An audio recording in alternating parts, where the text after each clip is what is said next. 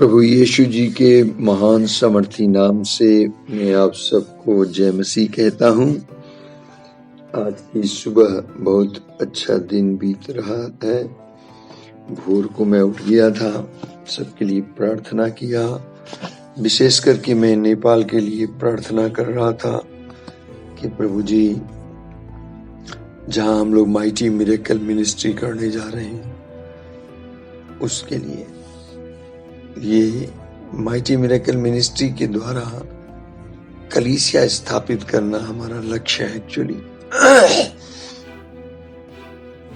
चेले बनाना हमारा लक्ष्य है, ताकि वहां से मिशन का काम आगे जाए। सारी बातें करने के बाद मैं बाइबल पढ़ रहा था और पवित्र आत्मा ने कहा मरकुस की किताब को पढ़। तो मैं 3रा अध्याय में आ गया, मरकुस के 3रे अध्याय में, और 3 अध्याय तक मैंने बात पढ़ी। और फिर मैंने नोटिस किया कि प्रभु ने मेरे दिल में डाल दिया कि तू बेटा 3 अध्याय रोज पढ़, क्योंकि मुझे 12 तारीख को यहाँ से निकलना है, आप सबको पता होगा। 27वां वचन जब मैं पढ़ रहा था, मरकुस 3 अध्याय और उसका 27 पद, मैं उसको शेयर करना चाहता हूँ और उसके द्वारा कुछ शिक्षा है जो मैं देना मांग रहा हूँ, खास तौर से अपने जो मसीह के फॉलोअर हैं उनको। और जबकि हम एक नया कार्य करने जा रहे हैं, तो आप सबका सहयोग चाहिए और आप सबसे विनती है कि आप लोग भी ऐसा करें। वहां पर लिखा है मरकुस 3 अध्याय के 27 पद में, परंतु कोई मनुष्य किसी बलवंत के घर में घुसकर उसका माल नहीं लूट सकता, जब तक कि वह पहले उस बलवंत को बांध न ले और तब उसके घर को लूट लेगा। इस बात को जब मैं पढ़ रहा था, तो पढ़ते पढ़ते मेरा ध्यान काठमांडू नेपाल में चला गया कि नेपाल में किस तरीके से हमें काम करना है। प्रभु जी ने मेरे को कुछ बातें मेरे अंदर दिखाई डाली, कुछ मैं पहले से जानता था, तो मैं वो सारी बातें आपको शेयर करना चाह रहा हूँ। बाइबल के अनुसार यहाँ लिखा है बलवंत को बांधना है, यानी हर एरिया में कोई ना कोई बलवंत है। बलवंत को बांधना जरूरी है ना। जब हम प्रार्थना करते हैं, वहां के दुष्ट आत्माओं को बांध कर नहीं खदेड़ने से हमारी जो आत्मिक यात्रा है वो विफल हो जाती है, बल्कि सताव भी उभर जाता है। प्रभु जी ने कहा कि जब तक तुम बलवंत मतलब दुष्ट आत्मा को बांध नहीं दोगे, तब तक उसका माल अर्थात लोगों को उसके वश से कैसे छीनोगे। याद रखिए कि बलवंत अस्त्र शस्त्र से पूरी तरह लैस होकर लोगों को अपने वश में रखता है, और उसके हथियार झूठ और धोखा है। ये जो दुष्ट है, बलवंत है, इसका हथियार क्या है? झूठ और धोखा, क्योंकि शैतान झूठों का पिता है। जैसे उसने हमारी मूल माता, आदि माता हव्वा को झूठ बोलकर धोखा दिया, वैसे ही आज भी वह लोगों को धोखे में रखता है। बाइबल कहती है मरकुस 3, 27, 12, 29 में कि क्यों कर कोई मनुष्य किसी बलवंत के घर में घुसकर उसका माल लूट सकता है, जब तक कि पहले उस बलवंत को वो न बांध ले, तब उसका घर लूट लेगा। क्योंकि आप पवित्र आत्मा की सामर्थ्य में जा रहे हैं, इसलिए आप ज्यादा शक्तिशाली हैं। इसलिए जिन लोगों को बलवंत ने झूठ और धोखे से अपने कब्जे में रखा है, उन्हें आप सत्य से आसानी से छुड़ाकर उनको छुटकारा दिला सकते हैं। परंतु बिना सत्य और असत्य, ज्योति और अंधकार से संघर्ष के संभव नहीं। लूका रचित सुसमाचार उसके 11 अध्याय 21 से 22 पद में लिखा है, जब बलवंत मनुष्य हथियार बांधे हुए अपने घर की रखवाली करता है, तो उसकी संपत्ति सुरक्षित रहती है। पर जब उससे बढ़कर कोई और बलवंत चढ़ाई करके उसे जीत लेता है तो उसके वे हथियार जिन पर उसका भरोसा था वो छीन लेता है तो और उसकी संपत्ति लूट कर बांट देता है। सो ध्यान रखें, जब तक दुष्ट आत्माएं घर में बैठी हैं तब तक प्रभु के वचन का प्रकाश वहां प्रवेश नहीं कर सकता। ऐसे कितने ही क्रिश्चियन परिवार हैं, मैं नाम नहीं लेना चाहता, लेकिन मैं जानता हूं, अच्छी तरह से जानता हूं कि वो इवन यहाँ तक कि लोग सेवा भी कर रहे हैं, लेकिन उनके परिवार के दूसरे लोग, वो लोग दुष्ट आत्मा के अधीन हैं, उनके बंधन में हैं। इसलिए प्रभु के वचन का प्रकाश उनके घर तक पहुंच नहीं पा रहा, प्रभु का राज्य स्थापित नहीं हो पा रहा। इसलिए प्रभु जी कहते हैं, जब तक आप बलवंत को बांध कर नहीं निकाल कर भगाएंगे तब तक परमेश्वर का राज्य वहां नहीं आ सकता।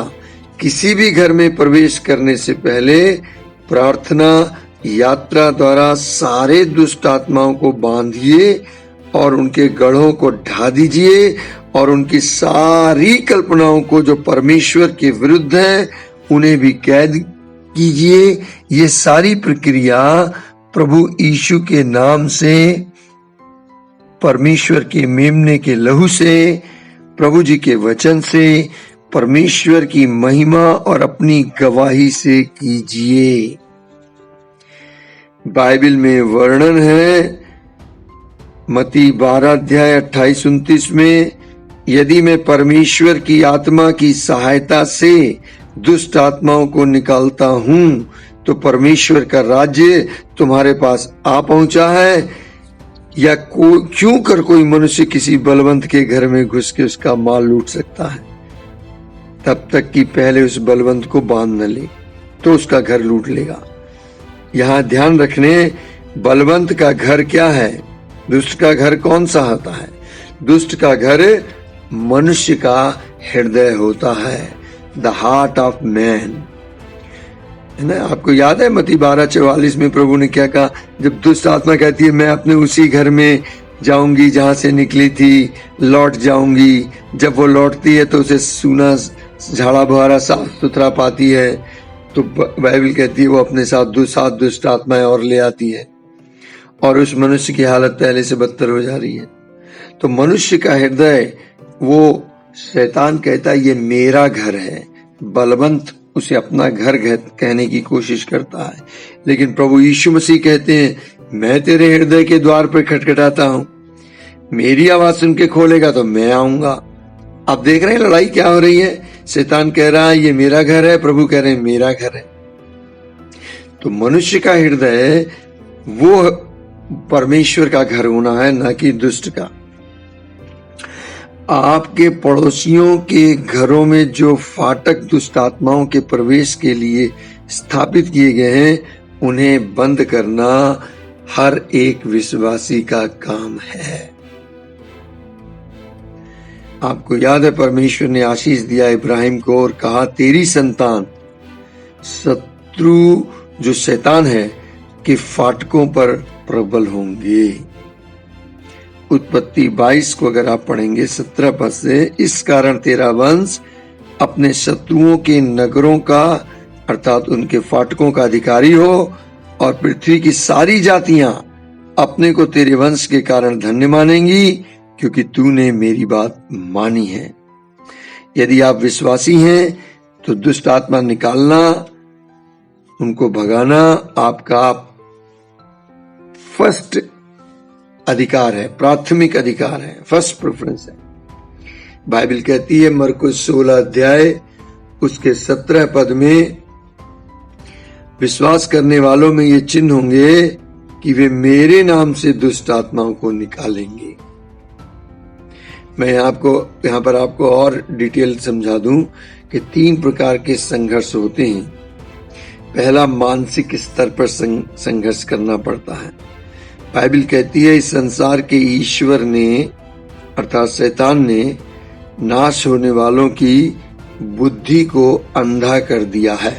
दूसरा कुरिन्थियों 4:4 में लिखा है इसलिए अंधा कर दिया है ताकि मसीह जो परमेश्वर का प्रतिरूप है उसके तेजों में सुसमाचार का प्रकाश उन पर न चमके। सो हमारा संघर्ष शरीर से नहीं, इसलिए हमारे सारे हथियार जो कि हमारे हथियार हैं शारीरिक नहीं है। हम कल्पना और विचारों और भावनाओं के मानसिक गढ़ों को पवित्र आत्मा की सामर्थ्य से ढा देने में सक्षम है। हमारे जो हथियार हैं वो आत्मिक हैं। तो जब तक मानसिक गढ़ नहीं टूटेंगे तब तक हमारा पड़ोसी सुसमाचार को सुन नहीं पाएगा, और सुनने पर समझ भी नहीं पाएगा, समझने पर ग्रहण नहीं कर पाएगा, और ग्रहण करने के बाद ही वो फल ला सकता है। वो ग्रहण नहीं करेगा तो फलवंत नहीं हो पाएगा। सो लोगों के थॉट्स, लोगों के माइंड को चेंज करना पड़ेगा, उनको वॉश करना पड़ेगा। तो शैतान ने लोगों के दिमाग पर अपना कब्जा किया हुआ है। सो प्रभु जी कहते हैं उनके सारे गलत विचारों, कल्पनाओं, भावनाओं को प्रभु जी के नाम से, उनके लहू से, वचन से, प्रार्थना से, पवित्र आत्मा की सहायता से, अपनी गवाही से कैद करके नष्ट कर दें। इसके बाद ही उनकी बुद्धि की आंखें खुल जाएंगी और परमेश्वर का तेजोमय सुसमाचार का प्रकाश उन पर चमकने लगेगा। बाइबल आगे कहती है 2 कुरिन्थियों 10 अध्याय 3 से 5 में, यद्यपि हम शरीर में चलते फिरते हैं तो भी शरीर के अनुसार नहीं लड़ते, क्योंकि हमारी लड़ाई के हथियार शारीरिक नहीं है, पर गढ़ों को ढा देने के लिए परमेश्वर के द्वारा सामर्थी हैं। सो हम कल्पनाओं को, हर एक ऊंची बात को जो परमेश्वर के पहचान के विरोध में उठती है, खंडन करते हैं, और हर एक भावना को कैद करके मसीह का आज्ञाकारी बना देते हैं। शाऊल जो था वो धार्मिक दुष्ट आत्माओं से जकड़ा हुआ था, रिलीजियस स्पिरिट ने पकड़ रखा था, जिसके वश में होकर वो प्रभु की कलीसिया को नाश करने में लगा था। इसमें शक नहीं कि हजारों प्रताड़ित विश्वासी उसी के लिए प्रार्थना कर रहे हैं। फलस्वरूप परमेश्वर ने हस्तक्षेप किया और उसकी आंखों से अंधकार की पपड़ी गिरी, उसका हृदय परिवर्तन हुआ और वो शाऊल से बदल के पौलुस बन गया। आज भरमाने वाली धार्मिक दुष्ट आत्माओं ने अनेक लोगों को अपने वश में कर रखा है और उनके विचारों, कल्पनाओं और भावनाओं को पूरा नियंत्रण में ले लिया है। हमारे साथ ऐसा हुआ। चवन्नी की कलीसिया में हमारा एक अगुआ अनीता, देखिए, दूसरी धार्मिक दुष्ट आत्माओं के चक्कर में वो फंस गया। 1 तीमुथियुस 4:1 में लिखा है, परंतु आत्मा स्पष्टता से कहता है कि आने वाले समय में कितने लोग भरमाने वाली आत्माओं और दुष्ट आत्माओं की शिक्षाओं पर मन लगाकर विश्वास से बहक जाएंगे। ये लोग विश्वास से बहक सकते हैं।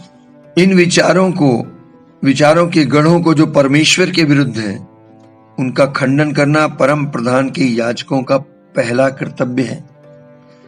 सो बाइबल हमें बताती है 2 कुरिन्थियों 10:5 में, सो हम कल्पनाओं को, हर एक ऊंची बात को जो परमेश्वर की पहचान के विरोध में उठती है, खंडन करते हैं और हर एक भावना को कैद करके मसीह का आज्ञाकारी बना देते हैं।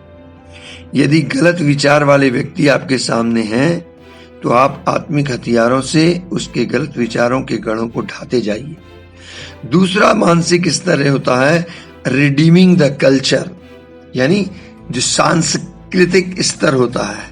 हर एक समाज का कल्चर होता है ना, सांस्कृतिक बातें होती हैं। प्रत्येक समाज के लोगों को अपनी संस्कृति में बड़ी आस्था होती है, परंतु शैतान उन्हें सच्चाई से कहीं ना कहीं भटका देता है।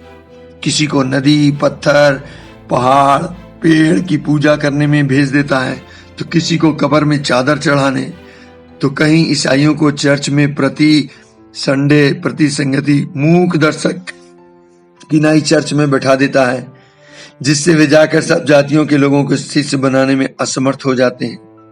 सो आत्मिक हथियारों से सांस्कृतिक गढ़ों को नाश करना आवश्यक है। क्यों?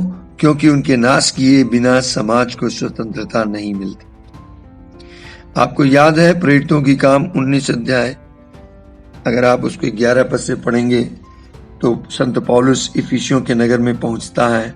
वहां पर डायना देवी का एक विशाल मंदिर है, उसके द्वारा वहां का सारा व्यापार और संस्कृति चलती थी।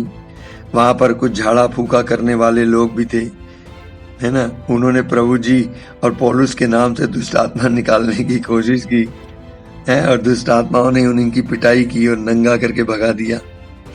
इसका वहां पर इतना असर पड़ा कि जादू टोना वालों ने 50,000 चांदी के सिक्के के बराबर अपनी धार्मिक पुस्तकें जला दी। धीरे धीरे में डायना की पूजा बंद हो गई। इस आत्मिक संघर्ष के बाद ही इफिसियों में एक अत्यंत प्रभावशाली कलीसिया स्थापित हुई। मैं कहना ये चाह रहा हूं, जो कल्चर है, जो संस्कृति है, उसमें जो अच्छी बातें हैं या जो परमेश्वर की महिमा में बाधक नहीं है, उन्हें वचन और प्रार्थना द्वारा पवित्र कीजिए।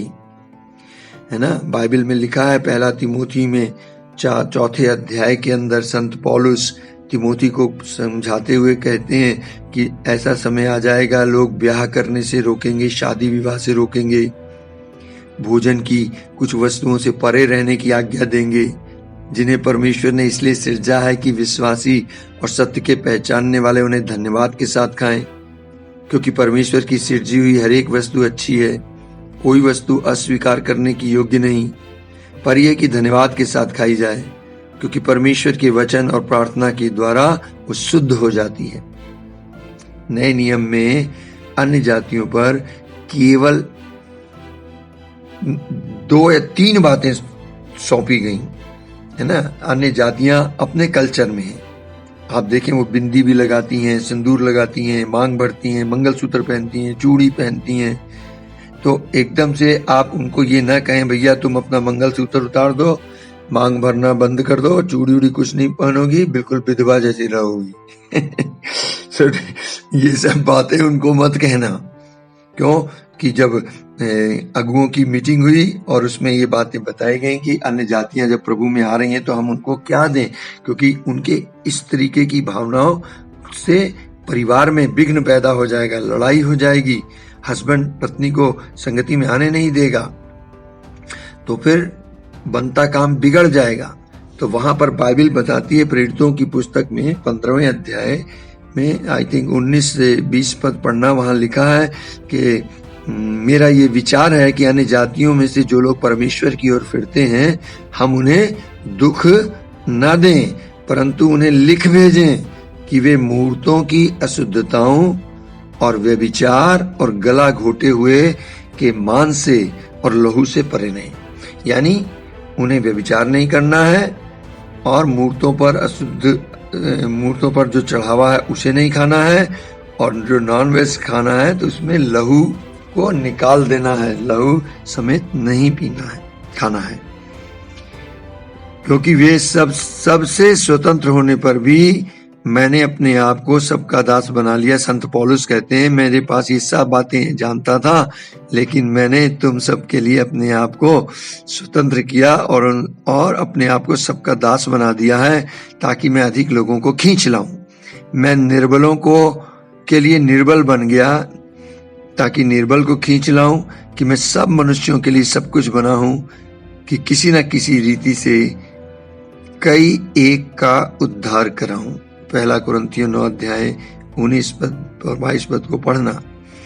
तीसरा स्तर होता है टेरिटोरियल स्पिरिट, यानी क्षेत्रीय भौगोलिक स्तर से। जब दानियल धर्मशास्त्र को पढ़ रहा था तो उसे समझ आया कि प्रदेश में 70 साल पूरे हो गए और अब उन्हें यरूशलेम वापस जाने की तैयारी करनी है।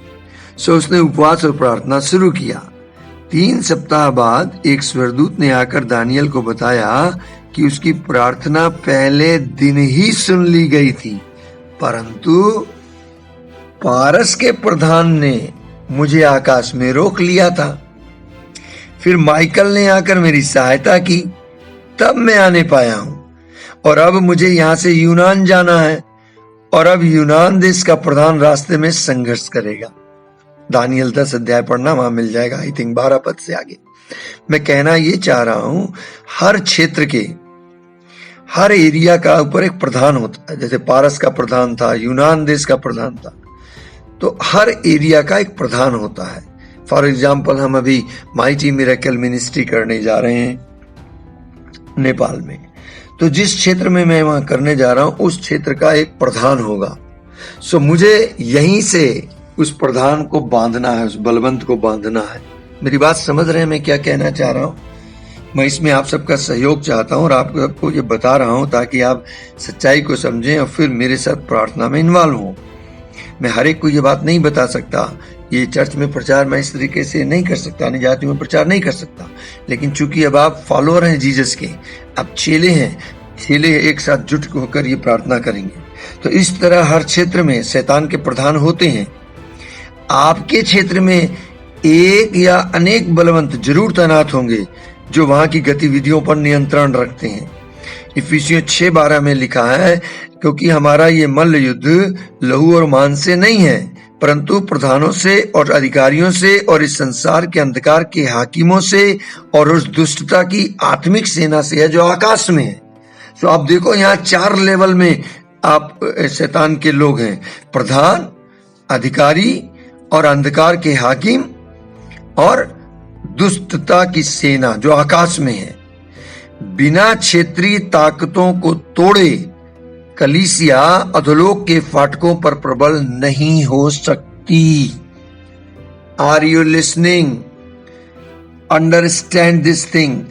सो मुझे और आपको क्या करना है? उस क्षेत्र की जो बड़ी बड़ी ताकतें अपॉइंटेड है वहां, उसे तोड़ने का काम कलीसिया को करना है। यीशु ने यह अधिकार कलीसिया को दे दिया है। सारे आत्मिक हथियारों को पहन लीजिए। योजनाबद्ध रणनीति से आकाश की शक्तियों को नष्ट करना हर एक कलीसिया का काम है। कुलिसियों 2:15 में लिखा है, उसने यानी यीशु मसीह ने प्रधानताओं और अधिकारों को ऊपर से उतार कर उनका खुल्लम खुल्ला तमाशा बनाया और क्रूस के कारण उन पर जय जयकार की ध्वनि सुनाई दी। इफिसियों 3:10 में लिखा है कि अब कलीसिया के द्वारा परमेश्वर का नाना प्रकार का ज्ञान और उन प्रधानों और अधिकारियों पर जो स्वर्गीय स्थानों में है प्रकट किया जाए। इफिसियों 2:2 में लिखा है, शैतान तो हारा हुआ है, अब हमें उसे पुनः नहीं हराना है। हमें उस आकाश के अधिकारी शासकर्ता शैतान को मात्र घोषणा करके याद दिलाना है कि वो युद्ध में हार चुका है और उसे और उसके साथियों को ये क्षेत्र खाली करना है, जिससे परमेश्वर का राज्य इस क्षेत्र में स्थापित हो जाए। याकूब 4:7 कहता है, इसलिए परमेश्वर के अधीन हो जाओ और शैतान का सामना करो तो वो तुम्हारे पास से भाग निकलेगा। बोलिए हालेलुया, हालेलुया, हालेलुया। यहाँ मैं आपसे एक और निवेदन कर दूं कि आप लोग क्या करें, जो भी जगह आप ढूंढ लें जहां पर माइटी मिरेकल मिनिस्ट्री होनी है, उस एरिया का फिर आप रणनीति बनाएं, सर्वे करें, सर्वेक्षण करें। याद रखिए कि आपके बस्ती के हरेक गढ़ को और अधोलोक के फाटकों को प्रार्थना और वचनों से नष्ट करना आवश्यक है। सुन रहे हैं? अंधविश्वास, जादू टोना, प्रकृति पूजा यानी सृष्टि की पूजा जो लोग करते हैं, दारू, नशीली वस्तुओं के अड्डे, वैश्यागमन, व्यभिचार, अश्लील वीडियो, सिनेमा, लूटपाट, स्थान, भ्रष्टाचार, शोषण, हिंसा, जातिवाद, ऊंच नीच, छुआछूत इत्यादि इत्यादि के दुष्ट आत्माओं को बांधना और खदेड़ कर अलग करना मेरा और आपका पहला काम है। आई थिंक लूका 10:9 को एक बार पढ़ लेना, ठीक है? गरीबी, बेरोजगारी, है ना, नग्नता, इस सब को दूर करना है। ये दुष्ट के काम है, प्रभु का कार्य नहीं है। याद कीजिए कि अभी आपकी बस्ती शैतान के कब्जे में है। उसने वहां बहुत से गढ़ बनाए हुए हैं। जब आप निकलोगे, सर्वे करोगे, आपको जगह जगह छोटे छोटे गढ़ दिख जाएंगे, पेड़ उड़ दिख जाएंगे, जहां लोग पानी चढ़ा रहे हैं, टीका लगा रहे हैं, पूजा पाठ कर रहे हैं, सड़कों के किनारे भी मिल जाएंगे। सो उसने बहुत से गढ़ बना रखे हैं। जब तक दुष्ट आत्माओं के गढ़ नष्ट नहीं हो जाते, तब तक परमेश्वर का राज्य स्थापित नहीं हो सकता। यीशु ने कहा मत्ती 12:28 में, पर यदि मैं परमेश्वर की आत्मा की सहायता से दुष्ट आत्माओं को निकालता हूं तो परमेश्वर का राज्य तुम्हारे पास आ पहुंचा है। Hallelujah, hallelujah. हो रिबालिहा खबरो शोहख बरीद लेहेनबे सीखे रिदलीन हखबरादन हंदरीद लेहेनबा राबालीना बाबा हो रिदलोनो खोबरो शांदो रुदलोनी है के बिना। मती 16 अध्याय 18-19 पद में लिखा है, प्रभु यीशु ने कहा कि मैं अपनी कलीसिया बनाऊंगा और अधोलोक के फाटक उस पर प्रबल नहीं होंगे। सो प्रभु जी ने अपनी कलीसिया को अधिकार दिया कि जो तुम बांधोगे वो स्वर्ग में बंध जाएगा और जो कुछ तुम इस पृथ्वी से खोल दोगे वो स्वर्ग में खुल जाएगा। सो यहाँ पर समझिए फाटक हैं, ये अधोलोक के फाटकों को मैं बताने जा रहा हूं। व्यक्तिगत फाटक, पहला एक है व्यक्तिगत फाटक। व्यक्तिगत फाटक क्या होता है कि अधोलोक के फाटक वे हैं जिनके द्वारा शैतानी शक्तियां अधिकार के साथ अंदर प्रवेश करती हैं।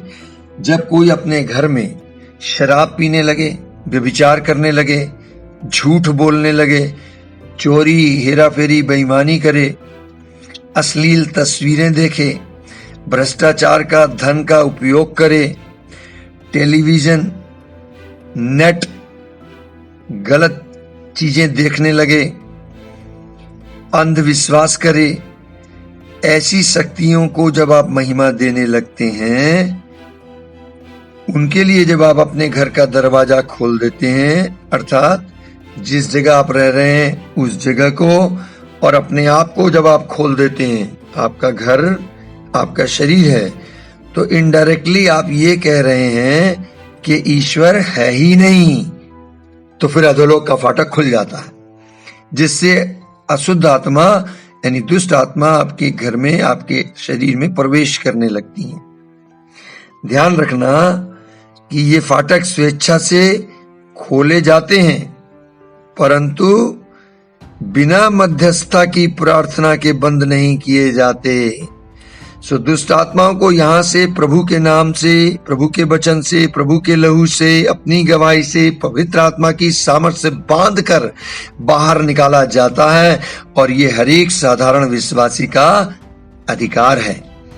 फिर मैं रिपीट करता हूं मरकुस 16:17 कि वहां लिखा, विश्वास करने वाले में ये चिन्ह होगा कि मेरे नाम से दुष्ट आत्मा को निकालेंगे। तो प्रभु जी ने तो नरक में जाकर हमला कर दिया और शैतान से नरक की चाबी छीन ली। इसलिए प्रभु जी दावे से कहते हैं, स्वर्ग और पृथ्वी का सारा अधिकार मेरे पास है, इसलिए तुम जाकर अधोलोक के फाटकों को तबाह करो और परमेश्वर के राज्य को स्थापित करो। We are here to establish the kingdom of God. प्रभु ने कहा, मैं तुझे स्वर्ग राज्य की कुंजियां दूंगा, मृत्युलोक अधोलोक की कुंजियां मैं दूंगा। जो कुछ तू पृथ्वी पर बांध देगा वह स्वर्ग में बंधेगा, जो कुछ तू पृथ्वी पर खोलेगा वह स्वर्ग में खुल जाएगा। सो अब प्रभु जी ने स्वर्ग राज की कुंजी हमें दे दी है। ए रिजवाइस, मुस्कुराओ, 9:15 बजाओ, तुम्हारे को अधिकार दे दिया। स्वर्ग राज की कुंजी का मतलब अथॉरिटी तुम्हारे पास है। बोलिए, प्रभु जी ने स्वर्ग राज की कुंजी मुझे दे दी है। सो मैं क्या करूं? अब हम अधिकार से अधोलोक के फाटकों को बंद करके स्वर्ग के फाटकों को खोलकर परमेश्वर के राज्य को स्थापित कर सकते हैं। ये प्रत्येक विश्वासी का अधिकार है। लूका 10:19 में प्रभु जी ने बहुत बढ़िया बात कही है। तुम सुनोगे तो मुस्कुराने लग जाओगे, तुम्हारा विश्वास बढ़ जाएगा। यीशु जी कहते हैं, देखो मैंने तुम्हें सांपों और बिच्छुओं को रौंदने का और शत्रु की सारी सामर्थ पर अधिकार दिया है। किसी वस्तु से तुम्हें कुछ भी हानि नहीं होगी। Are you listening? Ribelehe benaba, shakorodo na baba, ribra ribana hakbaridin hindara. Thank you, Lord Jesus. Thank you for the authority you have given me. मुझे किसी भी वस्तु से कोई हानि नहीं होगी. आपने मुझे सांप और बिच्छुओं को रौंदने का, शत्रु की सारी सामर्थ्य पर अधिकार दिया है. I am a winner. I am a winner. I am a winner. I am a winner. I am victorious. I am victorious. Thank you, Jesus. You are carrying me in your victory. धन्यवाद. दूसरा फाटक होता है नगर का फाटक. पुराने जमाने में हर मुख्य शहर के चारों ओर शहर पनाह होती थी. पुराने नियम के अनुसार बता रहा हूं. और सारा आना जाना एक फाटक से होता था. जिसका कब्जा फाटक पर होता था वो सारे नगर पर कब्जा रखता था. वहां पर नगर के पुरानिये जैसे इब्राहिम, अय्यूब, बोआज, मुर्दके इत्यादि इसी स्थान पर बैठते थे. वहां उनका वर्चस्व था. परमेश्वर बहुत दुखी है क्योंकि पुरानिये आज फाटकों पर नहीं बैठते. बाइबल कहती है विलाप गीत की पुस्तक 5 अध्याय के 14 पद में, अब फाटक पर पुरानिये नहीं बैठते, न जवानों का गीत सुनाई पड़ता है. आजकल जवान कुछ और ही गाता है. अपने राग अलापता है. नगर पर नियंत्रण नहीं रखने के कारण शैतान को प्रवेश करने का अधिकार मिल जाता है. शैतान प्रवेश करके नगर को नष्ट करने की पूरी स्वतंत्रता मिल जाती है. सो नगर के फाटक की पहरेदारी करना और शैतान का नगर में प्रवेश बंद करना एक याजक का काम है. मेरा और तुम्हारा काम है. We are the royal priest, we are the chosen generation, holy person, peculiar person, according to 1 Peter 2:9.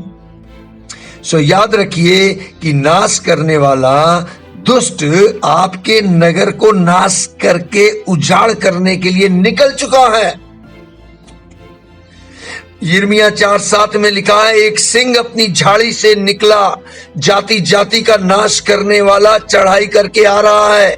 वो कूच करके अपने स्थान से इसलिए निकला है कि तुम्हारे देश को उजाड़ दे, तुम्हारे नगरों को ऐसा सुनसान कर दे कि उनमें कोई बसने वाला न रहने पाए.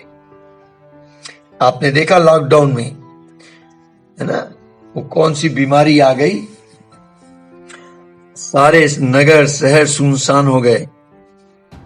तो ये जिम्मेदारी किसकी बनती है? मेरी और तुम्हारी, याजकों की, रॉयल प्रीस्ट की, प्रभु यीशु के चेलों की. आपके पहरेदारी नहीं करने से शैतान ने आपके नगर को नाश करने में करीबन पूरी तरह से सफलता प्राप्त कर चुका है. सो क्या करना पड़ेगा? शैतान ने आपके नगर को कैसे नष्ट करने पाया? जानना चाहते हो? मैं बहुत भरे हुए दिल से कह रहा हूं. पवित्र शास्त्र कहता है कि ये परमेश्वर के याजकों के पापों के कारण हुआ. Because of our fault we leaders are fail. हम अगुए फेल हो गए. हम लोग जो जिनका जिम्मा था वो लोग फेल हो गए, आलसी हो गए, देरी कर दी उन्होंने, सच्चाई को नहीं समझा. विलाप गीत 4 अध्याय 12-13 पद में लिखा है, पृथ्वी का कोई राजा या जगत का कोई वासी इसकी कभी प्रतीति न कर सकता था कि द्रोही और शत्रु यरूशलेम के फाटक के भीतर घुसने पाएंगे. यह उसके भविष्यवक्ताओं के पापों और उसके याजकों के अधर्म के कामों के कारण हुआ है, क्योंकि वे उसके बीच धर्मियों की हत्या कराते आए. हमारी वचन की अज्ञानता के कारण से लोग गरीब हैं, फटे हाल हैं, भूखे हैं, प्यासे हैं. क्यों? क्योंकि हमारे पड़ोसियों को हमने सत्य का मार्ग अर्थात यीशु मसीह के बारे में सही तरीके से नहीं बताया. Are you listening? हम लोगों ने कितनी गलतियां की हैं, अगुओं ने कितनी गलतियां की हैं. यशायाह 5 अध्याय 13-14 पद में लिखा है, इसलिए अज्ञानता के कारण मेरी प्रजा बंधुआई में जाती है. उसके प्रतिष्ठित पुरुष भूखों मरते, साधारण लोग प्यास से व्याकुल होते, इसलिए अधोलोक ने अत्यंत लालसा करके अपना मुंह बेपरिमाण पसारा है। उनका वैभव और भीड़ भाड़ और आनंद करने वाले सब के सब उसके मुंह में जा पड़े हैं। शैतान ने उनकी बुद्धि की आंखों को बंद कर दिया है, उनको बहका दिया है, ताकि मसीह का तेज, मसीह जो परमेश्वर है, उसका तेज का सुसमाचार उन पर न चमके। अजीजों, जब तक वे सत्य अर्थात यीशु मसीह को नहीं जानेंगे, तब तक वे शैतान के बंधन से स्वतंत्र नहीं हो पाएंगे। जब तक वे क्रूस की कथा नहीं सुनेंगे, जब तक वे उस यज्ञ का, बलिदान का, जो मसीह ने क्रूस पर किया है, उसका प्रकाशन हासिल नहीं कर पाएंगे। प्रभु जी ने सत्य ही कहा यूहन्ना 14:6 में कि मार्ग, सच्चाई, जीवन मैं ही हूं, बिना मेरे द्वारा कोई पिता के पास नहीं पहुंच सकता। यूहन्ना 8:32 और 36 को पढ़ना। वहां प्रभु ने कहा, तुम सत्य को जानोगे और सत्य तुम्हें स्वतंत्र करेगा। सो यदि पुत्र तुम्हें स्वतंत्र करेगा तो सचमुच तुम स्वतंत्र हो जाओगे। बिना यीशु के स्वतंत्र किए कोई स्वतंत्र नहीं हो पाएगा। प्रकाशित वाक्य 11:18 की आखिरी लाइन पढ़ना। वहां लिखा है कि पृथ्वी के बिगाड़ने वाले नाश किए जाएं। हमारे मध्य, हमारे ही द्वारा सही याजकीय सेवा न देने के कारण वे सब नाश हो जाएंगे। तो हमें सही सेवा करनी है। हमारे सृष्टिकर्ता परमेश्वर के द्वारा बनाए हुई सृष्टि की देखभाल करनी है, काम करना है। मैं और आप अपने नगर के पहरेदार हैं। कोई भी शैतानिक कार्यक्रम जो आपके नगर में होने वाला हो, उसकी सूचना मिलते ही तुरंत तुरही बजाएं, अर्थात एक दूसरे को सूचना दे दें। मध्यस्थता करने वालों को तुरंत बताएं, जिससे सब लोग एक चित्त होकर शैतानिक योजना के विरुद्ध प्रार्थना कर सकें। ये मेरी और तुम्हारी ड्यूटी है। आइज़ाया 62:6-7 says, हे यरूशलेम, मैंने मेरी शहर पनाह पर पहरुए बिठाए हैं, वे दिन रात कभी चुप न होंगे। हे यहोवा को स्मरण करने वालों, चुप न रहो। और जब तक वो यरूशलेम को स्थिर करके उसकी प्रशंसा पृथ्वी पर न फैला दे, तब तक उसे भी चैन न लेने दो। सो मैं कहना क्या चाह रहा हूं, आप अपने नगर के अधिकारी हैं, राजा हैं, याजक हैं। परमेश्वर ने इब्राहिम को आशीष दी और कहा, तेरी संतान अपने शत्रु के नगरों का अधिकारी होगी। उत्पत्ति 22:17-18 को पढ़ लेना। पृथ्वी की सारी जातियां अपने को तेरे वंश के कारण धन्य मानेंगी। प्रकाशित वाक्य 5:10 को पढ़ें। तूने उन्हें हमारे परमेश्वर के लिए एक राज्य और याजक बनाया है, वे पृथ्वी पर राज्य करेंगे। आप अपने नगर के साधारण निवासी नहीं हैं, परंतु प्रभु ने आपको एक याजक और राज्य करने वाले अधिकारी नियुक्त किया है। You are the royal priest. Claim करें, प्रोक्लेम इट, अंगीकार करें और कहें मेरे साथ, कन्फेस करें, I am royal priest, I am royal priest of my area, I am the royal priest of my area. पिता परमेश्वर ने मेरे को अपने शहर के लिए राजा और याजक बनाया है। रीबाला खबलो न खबरे। मैंने अभी आपको अधोलोक के फाटकों के बारे में बताया, अब स्वर्ग के फाटक के बारे में ध्यान देना। मैं उत्पत्ति की पुस्तक से बात कर रहा हूं। जब याकूब वीरान में लुज नामक नगर के पास सो रहा था, तो उसने सपने में स्वर्ग से पृथ्वी पर स्वर्गदूतों को एक सीढ़ी से उतरते चढ़ते देखा। तो जब याकूब ने ये दर्शन पाया, तो उसने उस स्थान को बेतेल कहा। बेतेल का मतलब होता है परमेश्वर का घर। आपको याद आता है नए नियम में यूहन्ना 1 अध्याय के 51 पद में प्रभु यीशु मसीह ने नथानिएल से कहा था, तू मुझ पर स्वर्गदूतों को उतरता और चढ़ता देखेगा। इसका अर्थ ये हो गया, आज की तारीख में आप जो हैं वो परमेश्वर का घर हैं, परमेश्वर का मंदिर हैं। अब आप परमेश्वर के चलते फिरते मंदिर हैं। परमेश्वर के स्वर्गदूत आपके ऊपर आएंगे, आपकी मदद के लिए तैयार होंगे। Hallelujah, hallelujah. आपके यहाँ से स्वर्ग का कनेक्शन है। बाइबल कहती है 2 कुरिन्थियों 6 अध्याय 16 पद से आगे पढ़ना, वहां मेंशन है कि और मूर्तों के साथ परमेश्वर के मंदिर का क्या संबंध, क्योंकि हम तो जीवते परमेश्वर के मंदिर हैं। जैसे परमेश्वर ने कहा है कि मैं उनमें बसूंगा और उनमें चला फिरूंगा और मैं इनका परमेश्वर हूंगा और वे मेरे लोग होंगे। अजीजों, आप जिस घर में प्रवेश करते हो और वहां प्रभु यीशु की आराधना और महिमा होने लगती है, तो परमेश्वर अपने स्वर्गदूत वहां आने जाने देता है। निर्गमन 23 अध्याय पढ़ना 20 पद। वह स्थान परमेश्वर का घर बन जाता है। पहले इस घर में दुष्ट आत्मा आती जाती थी और लोगों को विनाश की ओर ले जाने में तैयारी करती थी, परंतु अब इस स्थान से आपके पड़ोसी सीधा स्वर्ग जा सकते हैं। क्योंकि आप प्रभु का मंदिर हैं। प्रभु का आत्मा अब आप में वास कर रहा है। मरकुस 11:17, आइजाया 56:7 वहां लिखा है, उपदेश करके, और वो उपदेश करके उनसे कहा, क्या ये नहीं लिखा, मेरा घर सब जातियों के लिए प्रार्थना का घर कहलाएगा, परंतु तुमने इसे डाकुओं की खो बना दिया है। अंधकार के फाटक बंद करके प्रभु के स्वर्ग के फाटक को खोलना है।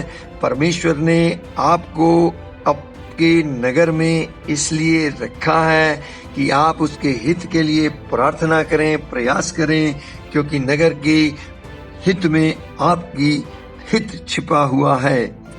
यिर्मयाह 29 अध्याय 7 पद में लिखा है, परमेश्वर ने जिस नगर में तुमको बंधुआ करा के भेज दिया उसके कुशल का यत्न करो और उसके हित के लिए यहोवा से प्रार्थना करो, क्योंकि उसकी कुशलता में तुम कुशल हो, उसके कुशल से तुम भी कुशल के साथ रहोगे। याद रखिएगा, आपके नगर का उद्धार आपको असंभव लग रहा होगा। आप सोच रहे होंगे ये कैसे होगा, मेरे यहाँ बहुत हठीले लोग हैं, ऐसे हैं और वैसे हैं, ये आपको लिए असंभव होगा, परंतु परमेश्वर के लिए कुछ भी असंभव नहीं है। यीशु ने उनकी ओर देख के ये बात कही मत्ती 19 अध्याय के 26 पद में, मनुष्यों से तो ये नहीं हो सकता, परंतु परमेश्वर से सब कुछ हो सकता है। हालेलुया। परमेश्वर ने कहा है कि धर्मी जन की प्रार्थना से नगर आशीषित होता है। सीधे लोगों के आशीर्वाद से नगर की बढ़ती होती है। नीति वचन 11:11 में लिखा है, सीधे लोगों के आशीर्वाद से आप और मैं जब हम अपने एरिया को आशीर्वाद देंगे, ब्लेस करेंगे, एक दूसरे को आशीर्वाद देंगे, एक दूसरे को ब्लेस करेंगे, तो बढ़ोतरी होगी और दुष्टों के मुंह की बात से वो ढाया जाता है। दुष्ट वहां से खत्म होंगे। जैसे जैसे विश्वासी लोग अपने नगर को प्रार्थना करेंगे, नगर को क्या कहते हैं, प्रेयर वॉक के द्वारा प्रेयर करेंगे, वैसे वैसे उस नगर में घरेलू कलीसियां बनती चली जाएंगी, हाउस चर्चेस डेवलप होते जाएंगे, घर घर में संगति होगी, घर घर में वचन की सेवकाई होगी, घर घर में स्तुति आराधना होगी और परमेश्वर की इच्छा वहां पूरी होने लगेगी। परमेश्वर की सेवकाई एक बगीचे से शुरू हुई थी, ईडन गार्डन से, है ना। सबसे छोटी कलीसिया आदम हव्वा और परमेश्वर उनके बीच में, लेकिन उसका अंत एक नगर में होगा। इसलिए अपने नगर को प्रभु के आगमन के लिए तैयार कीजिए। हालेलुया। प्रेरितों की काम 13 अध्याय 47 पद के अनुसार प्रभु ने हमें आज्ञा दी है कि अन्य जातियों के लिए हमें ज्योति ठहराया है, ताकि तुम पृथ्वी की छोर तक उद्धार का द्वार बन जाओ। याद रखना, आप अन्य जातियों के उद्धार के फाटक हैं। बिना आपके मध्यस्थता के वे ज्योति में प्रवेश नहीं कर पाएंगे। इस प्रकार कलीसिया विश्वास में स्थिर होती गई, गिनती में प्रतिदिन बढ़ती गई। कैसे? कि जब प्रेरितों की पुस्तक 16 अध्याय 5 पद के अनुसार सब ने प्रार्थना शुरू करना प्रारंभ किया, तब ये कार्य प्रारंभ हुआ। पुराने नियम में दूसरा इतिहास 7 अध्याय के 14 पद को बहुत सेवक लोग बोलते हैं। वहां पर लिखा है, यदि मेरी प्रजा के लोग जो मेरे कहलाते हैं दीन होकर प्रार्थना करें और मेरे दर्शन के खोजी होकर अपनी बुरी चाल से फिरें, तो मैं स्वर्ग में से सुनकर उनका पाप क्षमा करूंगा और उनके देश को चंगा कर दूंगा। इस देश का भविष्य आपकी मध्यस्थता की प्रार्थना पर निर्भर करता है। इंडिया का भविष्य इंडियन सेवकों के हाथ में निर्भर करता है। नेपाल देश का भविष्य नेपाल देश में रहने वाले विश्वासियों के हाथ में है, लीडरों के हाथ में है। रीबा लीहा खबरो दो नबा। सो आप अपनी वैल्यू को समझिए। क्यों प्रभु ने आपको नेपाल देश में रखा है? क्यों मुझे इंडिया में रखा है? क्यों हम एक दूसरे की सहायता करें? हमें प्रभु ने अपने अपने एरिया का राजा और याजक बनाया है। वन वर्ड में कहूं तो रॉयल प्रीस्ट बनाया है। Amen, amen and amen. Thank you. God bless you, bless you, bless you. I think मैं इसको यहीं पर रोक देता हूं और फिर मैं एक और आपको ऑडियो भेजूंगा। मैं उसमें सुझाव दूंगा आपको कि आपने प्रेयर वॉक करनी है। मुझे याद है जब हम कावासोटी में आए थे और हमने वहां पर 10 दिन का स्कूल चलाया था, तो फिर मैंने पूरे एरिया को प्रेयर वॉक किया था। तो इससे पहले कि 14 तारीख को हम लोग माइटी मिरेकल मिनिस्ट्री स्टार्ट करें, तो जो चेले लोग हैं, सब नहीं है ना, जितने भी 12-13 लोग हैं नेपाल के अंदर, आप लोग 2-2 कर की टीम बना के निकालना। तो मैं उसमें क्या करना होगा मैं आपको दूसरे उसमें बताऊंगा। अभी हम लोग प्रार्थना करते हैं। मैं चाहता हूं ये प्रेयर वॉक उस एरिया में माइटी मिरेकल मिनिस्ट्री प्रारंभ करने से पहले कर दी जाए। सो इस घड़ी हम प्रार्थना करते हैं। रेबाला ना खबरो दो ना हम्बरा रीबला ला बादशाह बेरे इधन है खबलो खोरा बली न हकबरे दिन हिंदरी दिलहेलबी। धन्यवाद पिता परमेश्वर, धन्यवाद आपके प्यारे बेटे यीशु मसीह के लिए, धन्यवाद करते हैं पवित्र आत्मा के लिए, पावन आत्मा हम धन्यवाद करते हैं आपके बेशकीमती वचनों के लिए, उस अभिषेक के लिए, उस बुलाहट के लिए, उस महान सेवा को जो आपने हमें सौंपा है। प्रभु हम आपका धन्यवाद करते हैं, आपने हमें रॉयल प्रीस्ट बनाया है। धन्यवाद करते हैं, सेवा में इस्तेमाल कर रहे हैं और आने वाले दिनों में प्रभु जी माइटी मिरेकल मिनिस्ट्री के द्वारा आप अद्भुत कार्य करने जा रहे हैं, अपनी सामर्थ को दिखाने जा रहे हैं। हाँ प्रभु जी, लोग अमेजिंग थिंग्स देखेंगे, स्ट्रेंज थिंग देखेंगे, सुपर नेचुरल ब्लेसिंग को प्राप्त करेंगे, अद्भुत कामों को देखेंगे, आपके नाम की चर्चा फैलेगी, आपकी तारीफ प्रशंसा और बड़ाई होगी। लोग प्रभु आपको जानेंगे, पहचानेंगे, आपकी ओर आने लगेंगे और प्रभु आप उनके ऊपर अपने अनुग्रह और दया से उन्हें अपने पास अपनी बाहों में समेटेंगे। प्रभु जी मैं विश्वास करता हूँ वहां एक नया झुंड तैयार होगा। मैं विश्वास करता हूँ नई कलीसिया की स्थापना वहां हो जाएगी। रिबाला हालालाबा शखरो दोलो नबा शिबेरी दिली ने हिकेबेरी दिली नबा शंब्रा रिब्रा रिबा न हकबरो दोलो न हंदरी दिलहेनबे। प्रभु वो कलीसिया स्थापित होगी जिसके पासवान आप होंगे, जिसके गडरिया आप होंगे। हाँ प्रभु आपने कहा मैं अपनी कलीसिया बनाऊंगा, आप अपनी कलीसिया बनाएंगे, उस पर अधोलोक की फाटक प्रबल नहीं होंगे और वहां से वो ज्योति पूरे नेपाल की चारों दिशाओं में फैल जाएगी, चारों डायरेक्शन में, पूरा पश्चिम उत्तर दक्षिण हर क्षेत्र में, हर गांव में प्रभु आपकी चर्चा होगी और आपका नाम महिमा पाएगा।